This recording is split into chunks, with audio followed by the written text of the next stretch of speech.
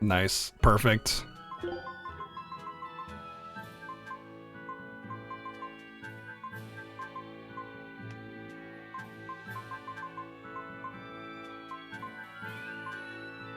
He's too cool for you. You can't hear you. This thing, I hate it. Honestly, I hate that damn big head thing. It's hilarious that it even exists. Okay, that's okay. That's Yuri. Don't know who those two are. I think they're Zillia main characters.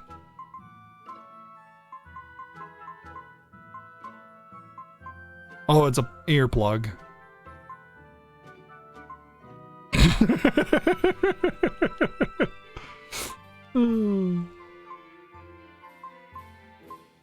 There you go, you perverts.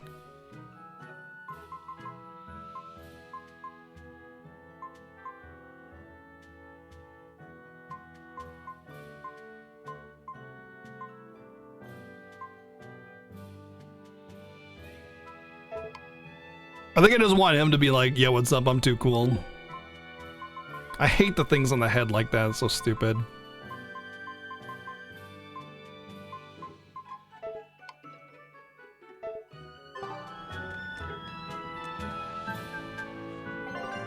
Yeah, I did. There's different pages. I looked at them. I don't have enough stuff for them. Sometimes, like, having aesthetic options and outfits and stuff is a bad thing because it's like too ridiculous. Amazing, right? Oh yeah, they're delicious, boiled or grilled. Even their innards are yummy. And 5 sets of legs. That's so many. Can you also change the color of her bra? Oh my gosh, man! Is their miraculous ability to regenerate. They can detach their own legs when a predator attacks, which lets them get away. How does it detach? Autotomy. How does detaching your legs help you run away? Their leg, a new one grows from the stump. Really? So you're saying we need to catch lots of crabs, then scare them so they detach their own legs? That's exactly what I'm saying, bro. We can harvest as much as we like. No one's thought of this before. We're geniuses. Huh. I never knew that. I thought only lizards could regrow a lost body part, and only their tails. Lizards. You pick it up and beat it with it. Oh yeah. Tail can grow back? If it does, we could make a killing by selling dial tails. Would they be tasty? No idea. Ugh, no way. No, I'm keeping my nose out of any other FF7 remake stuff. I've learned enough to know that I'm pretty hyped for it, really excited, waiting for it, and I'll play it when it comes out, basically. But I gotta use the bathroom, and it's also 5 o'clock, so we are gonna do Beer O'Clock, ladies and gentlemen. It is 4 hours into the stream. We're gonna take a quick break. I'm gonna grab myself a little bit of a brew and some snack and use the bathroom. I urge you to stand up, stretch, do the same thing yourself. Play some music while we're waiting, and I'll catch you guys on the other side.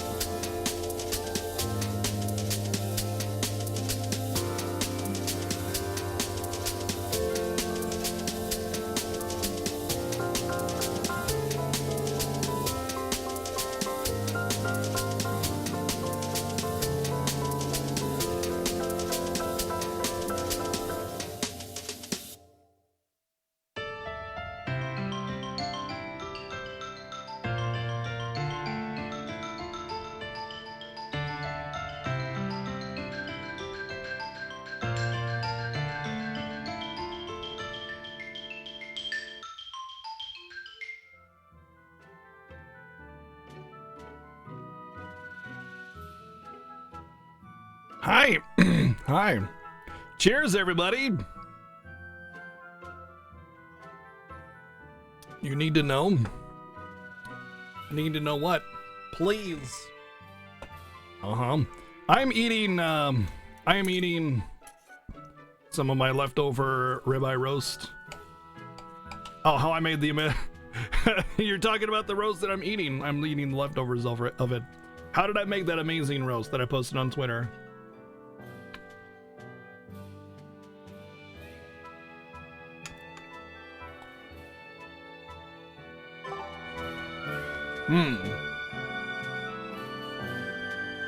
An excellent question.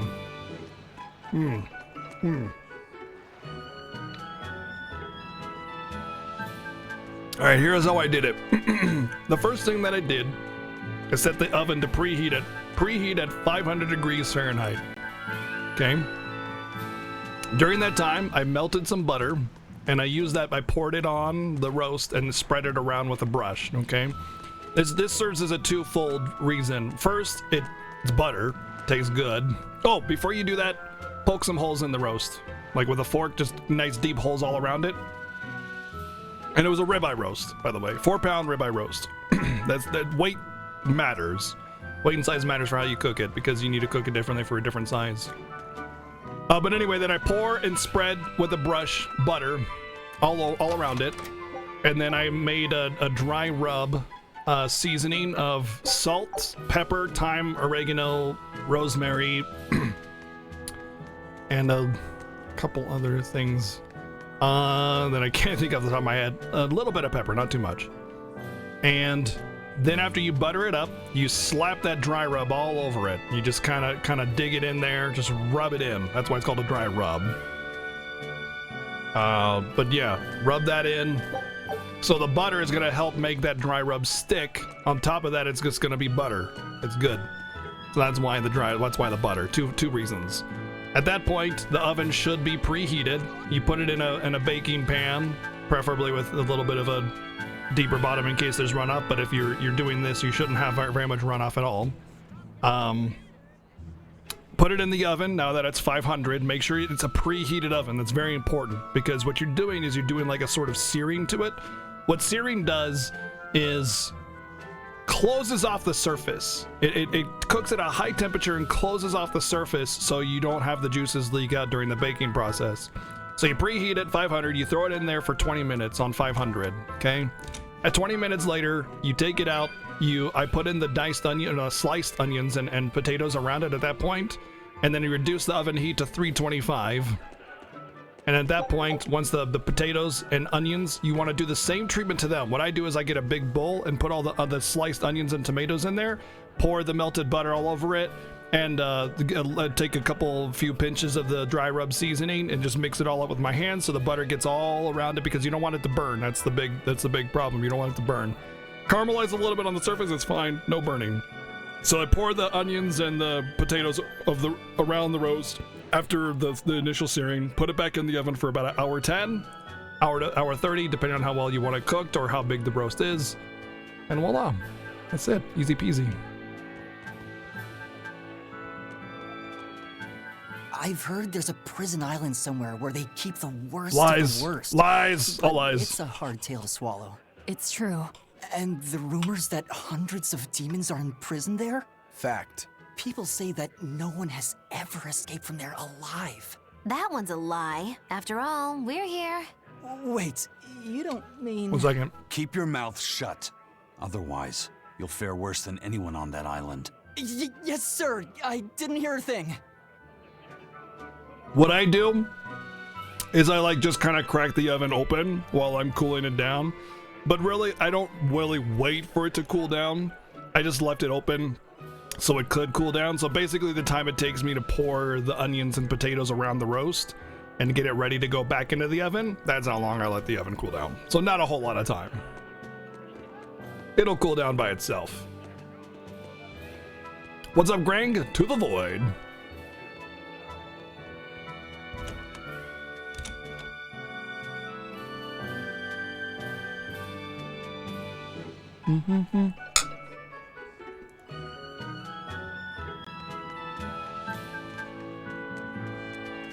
Hello, shop. Calcite. Oh, we got the new power up.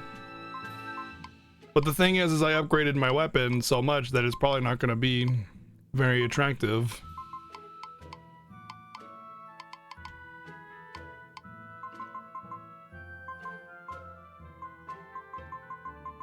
Where's Calcite's sword?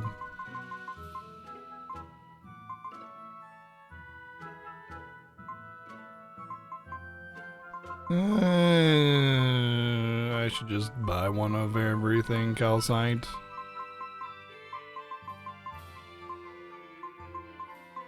I'll probably loot more along the way.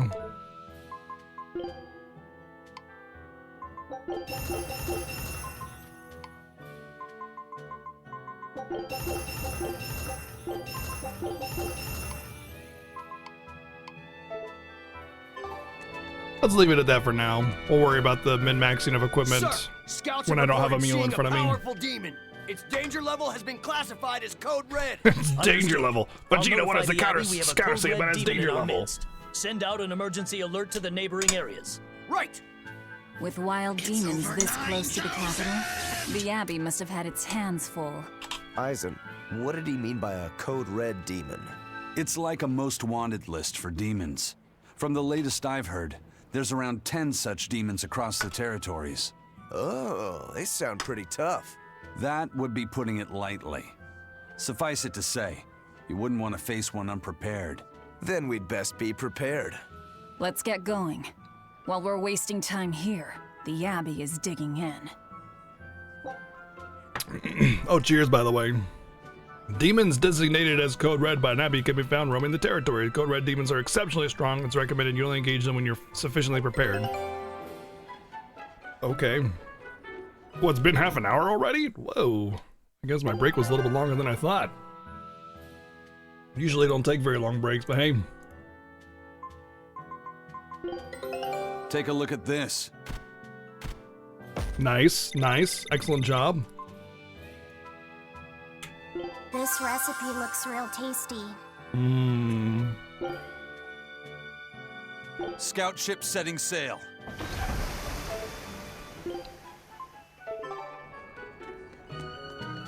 You said you heard about Ifrit on the prison island, right? I heard an exorcist legate named Melchior took him away. I don't know anything beyond that. Neither do I. What about you, Magilu? Word is he was taken away about a year ago. Caused quite a stir, if I remember right. Everything about him was kept a tight secret. No one even knew what cell he was in. Ifrit is an ordinary human, right? Yeah. He doesn't have the abilities of an exorcist, and he isn't a demon either. Weird. I mean, if they were just trying to bust up his gang, why capture him but leave the crew free? If not his gang, what business does the Abbey have with him then? We've cast our nets wide and can't come up with any explanation. We'll free him, though. His place is on the sea with us. And you're convinced he's still alive? They wouldn't have any problems killing a pirate who caused them trouble. If the Abbey took him alive and for questioning, it means he has something they really want. But he isn't the type to change his ways or bend his knee on anyone's orders. He holds his own tiller. Precisely.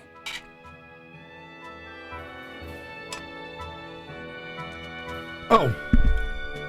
I have a phone call? 1 second.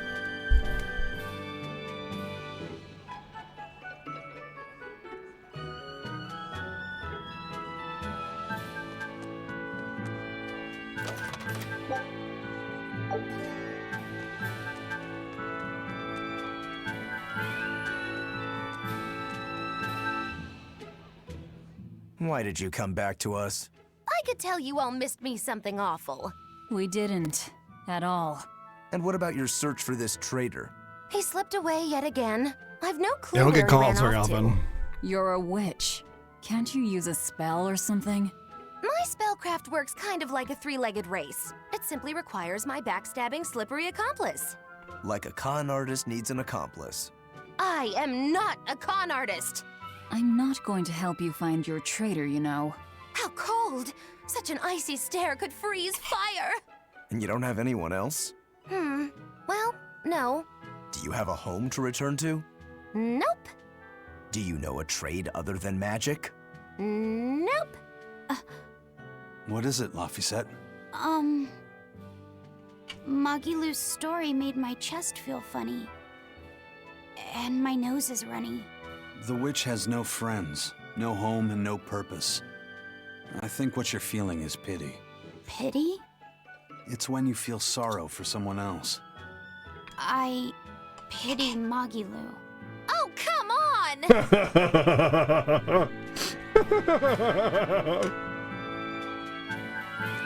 Get wrecked.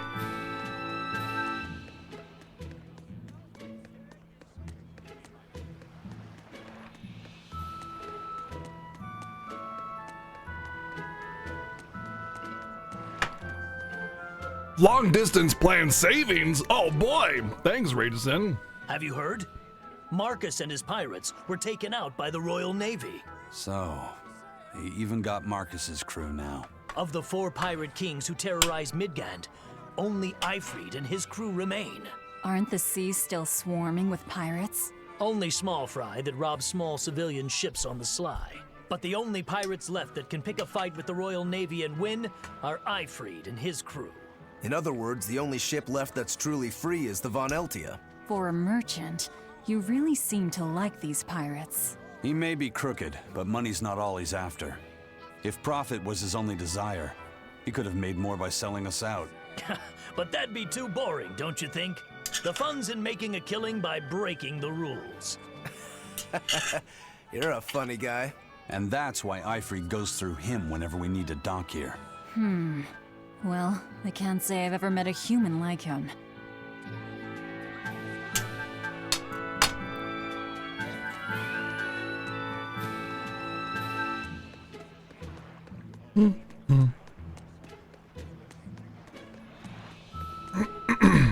What do you have to say? The wind's kicking and the tide's flowing, and we're stuck here. Then why not just set sail? Not going to happen. The Abbey hasn't given us permission yet. And we would need their permission, why? The kingdom keeps a strict watch on harbors and sea routes. It's like they've erected walls and gates in the sea. Aha! Midgand is spread across a number of islands. The sea is the only way to get from one place to another. If they can control the ships, they can control the flow of people, goods, and even information. Exactly. They even created that fortress, Vortigern, to help them do just that. It's restrictive, but it's also necessary. Demons are out at sea too, and exorcists are the only ones who can stand against them. Even still, it rubs me the wrong way. A sea dog obeys nothing but the winds and the waves.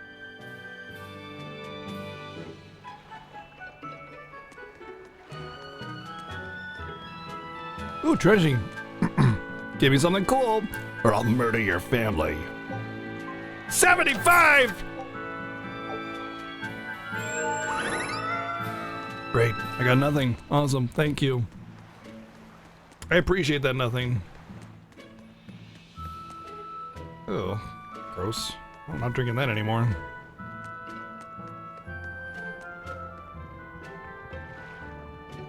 Emousipated, yep. Thank you for reminding me that's a thing, Axel.